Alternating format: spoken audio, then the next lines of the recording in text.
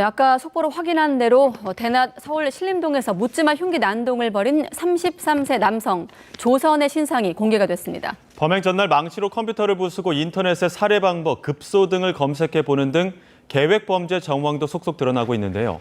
경찰은 불발됐던 사이코패스 검사도 다시 진행했습니다. 이 사건 취재한 사회부 유서연 기자와 함께 자세한 이야기 나눠보겠습니다. 어서 오십시오. 네, 안녕하세요. 네. 마침 저희가 속보를 전했고요. 33세 남성 조선 신상공개위원회에서 논의한 결과가 공개된 거죠? 네, 서울경찰청은 오늘 오후 신상공개심의위원회를 열어서 이제 서울 신림동 흉기난동 사건의 피의자 33살 조선의 이름과 나이, 얼굴을 공개하기로 했습니다. 경찰 내부위원 3명과 외부위원까지 모두 7명이 참여하는 신상공개위에서 논의한 결과 범행 잔혹성, 공익성 등이 충족된다고 보고 이같이 결정했습니다. 공개된 장소에서 흉기를 이용해 피해자 여럿을 살해하거나 살해하려 한 사실을 고려했을 때 범행의 잔인성, 피해의 중대성이 인정됐다고 봤고요. 피의자의 자백, 현장 CCTV, 목격자 진술 등 범행 증거도 충분하다고 판단했습니다. 또 범죄 발생으로 인한 국민 불안, 유사 범행에 대한 예방 효과 등을 고려할 때 피의자 조선의 신상을 공개했을 때 얻을 수 있는 공공의 이익이 크다고 봤습니다. 예, 신상 공개 이유에 대해서 잠깐 설명을 해줬는데 그 신상 공개 기준이 얼마나 부합한 건지 조금 더 자세하게 설명을 해주시죠. 네, 현행법에는요, 신상공개 기준으로 크게 4가지가 명시돼 있습니다. 일단 범행이 잔혹해야 하고요, 충분한 증거도 있어야 하고, 재범 방지와 범죄 예방 등 공익에 부합해야 되고, 청소년이 아니어야 합니다. 먼저 조선은 전과 3범에 소년부에 송치된 것만 14번인 만큼 재범 가능성이 크다고 볼 수 있고요. 또 일면식도 없는 행인에게 흉기를 휘둘러 1명을 살인하고 3명을 크게 다치게 하는 등 큰 피해를 낳은 만큼 이제 범행의 잔혹성도 큽니다. 또 CCTV에도 범행 장면이 되게 명확히 기록돼 있고요. 33살로 청소년도 아니니까 사실상 신상공개 기준을 모두 충족했다고 볼 수 있습니다. 범죄 수법도 잔인했고 피해도 막대했고 CCTV가 있잖아요. 명확한 증거가 있고 공공이익에 부합하죠. 이게 재범의 방지도 범죄의 예방도 그다음 국민의 알 권리도 충족하는 것이고 청소년 보호법상 청소년이 아니기 때문에 저는 신상공개 되어야 하는데 네, 승재현 위원이 그런 조건들을 설명해 주셨는데 여기 한 가지 더 있습니다. 자, 숨진 20대 남성 피해자 유족들도 조선의 신상 공개 또 엄벌을 원했죠? 네, 그렇습니다. 이제 숨진 피해자의 사촌 형이라고 밝힌 남성은요, 국회 국민동의청원 홈페이지에 글을 올려서 동생이 억울하게 하늘나라로 갔다고 밝혔습니다. 아버지 사업이 어려워지면서 대학 입학 때부터 과외와 학비, 그리고 이렇게 생활비를 벌어야 할 만큼 가정 형편이 어려워져도 항상 긍정적으로 살았다고 이렇게 고인을 기억했고요.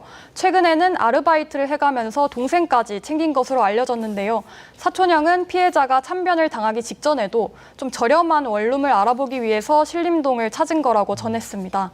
또 그러면서 착하고 불쌍한 동생을 피의자가 단지 처음 눈에 띄었다는 이유만으로 무참히 살해했다며 같은 범죄가 반복되지 않도록 신상을 공개하고 엄벌해달라고 요구했습니다. 네, 돈을 아끼려고 싼 원룸을 알아보기 위해 그 동네를 갔던 거군요. 예, 네. 그러다가 또 참변을 당한 건데 경찰 수사 상황도 짚어보겠습니다. 어제 YTN 단독 보도도 있었는데 우발적 범행이 아니라 미리 조선이 범행을 계획했다는 어떤 정황들도 좀 포착이 됐다고요?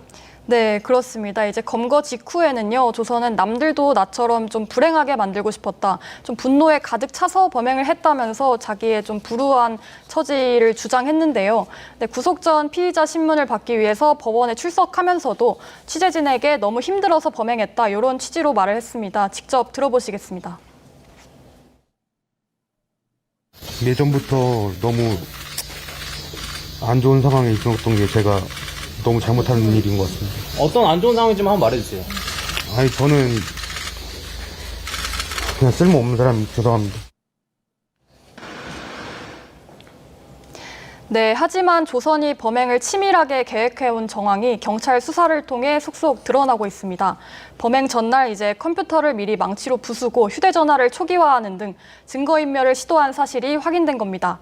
경찰은 데스크톱 포렌식을 진행하고 사이트 검색 기록을 조회할 수 있도록 인터넷 포털에도 협조를 요청한 상태입니다. 또 이와 함께 조선이 마트에서 흉기를 훔쳐 준비한 점 역시 계획 범죄를 뒷받침하는 정황으로 풀이됩니다. 네, 사건 자체도 참혹하고 잔혹합니다만 그 이후 흘러나오는 얘기들도 놀라운데 자, 이런 증거들을 본 조선은 어떤 반응을 보이고 있습니까? 네, 애초 조선은요, 펜타닐을 복용했다고 거짓말하기도 했고요. 좀 우발적으로 범행을 저질렀다는 입장이었는데요. 계획적으로 범행을 준비했다는 게 드러날 경우 더 무거운 처벌을 받을 것을 염려했던 걸로 추측됩니다. 하지만 계획 범죄로 볼 만한 정황이 잇따라 드러나면서 진술 내용도 조금씩 바뀌고 있습니다. 자신에게 사이코패스 성향이 있는 것 같다면서 오래전부터 살인 욕구를 느꼈다고 말했고요. 또 범행 전에 휴대전화와 컴퓨터로 살해 방법, 그리고 급소 이런 걸 검색해봤다고 털어놓기도 했습니다. 실제로 조선은 지난 21일 신림동에 도착해서 택시에서 내리자마자 피해자들의 목과 얼굴 부위를 잔인하게 공격했습니다. 마지막으로 또 한 가지만 더 말씀드리면요. 경찰이 최근 10년간 이제 병력을 조회했는데 이제 우울증 같은 병력은 발견되지 않았는데도 불구하고 자기에게 우울증이 있다고 계속 주장하고 있습니다. 예. 그 조선에 대한 사이코패스 검사도 오늘 다시 진행된 거 아닙니까?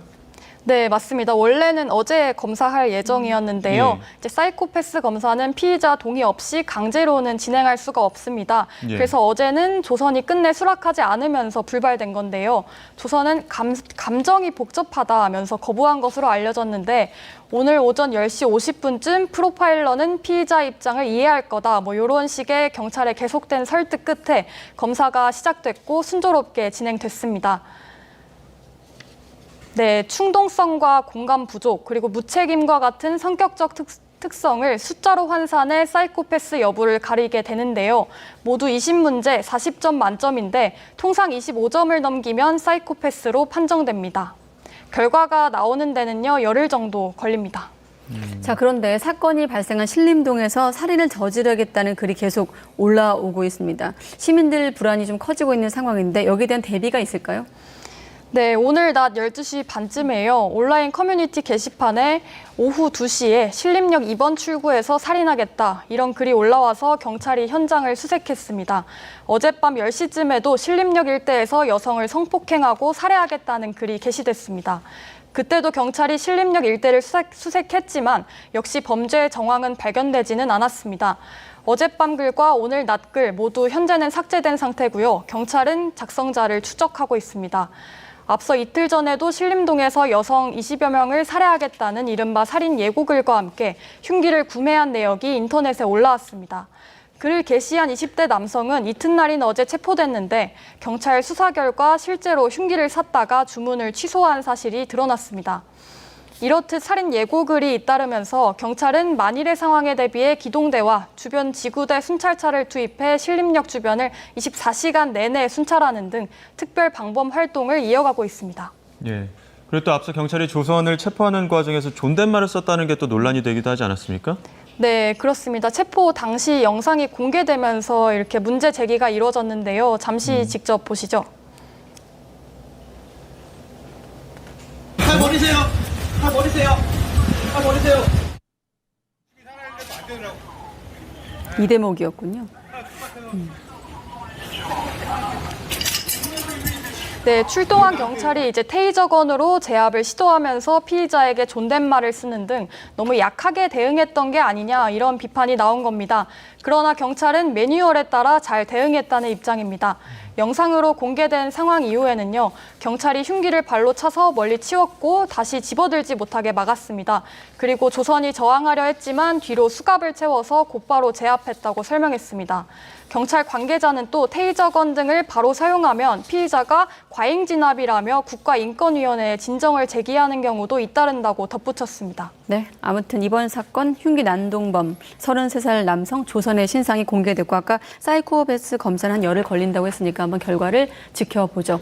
사회부 유서연 기자였습니다. 수고했습니다.